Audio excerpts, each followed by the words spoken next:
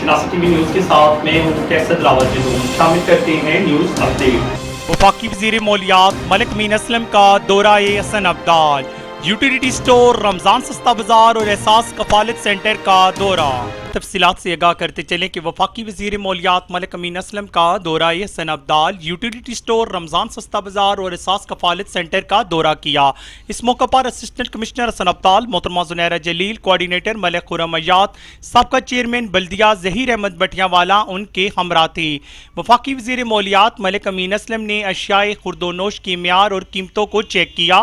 Utility store اور رمضان سستا بازار میں چینی، آٹا اور گھی نہ ملنے پر شہریوں نے شکایات کی.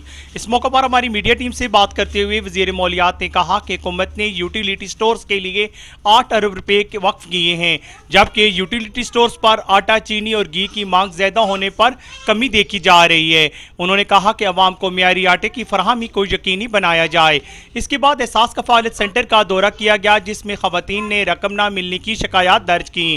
خواتین کا کہنا ہے کہ روزہ کی حالت میں چکر لگوائے جاتے ہیں. وزیر ماحولیات نے انتظامیہ کو مسائل کے فوری حل کے لیے ہدایات جاری کی. کیمرامین ٹیم کے ساتھ کیسر دلاور جدون، شناسا ٹی وی، حسن ابدال. شناسا ٹی وی رکھے آپ کو ہر خبر سے باخبر. یہ تھی آج کی نیوز اپڈیٹ. ہم رکھتے ہیں آپ کو علاقے بھر کی ہر خبر سے باخبر.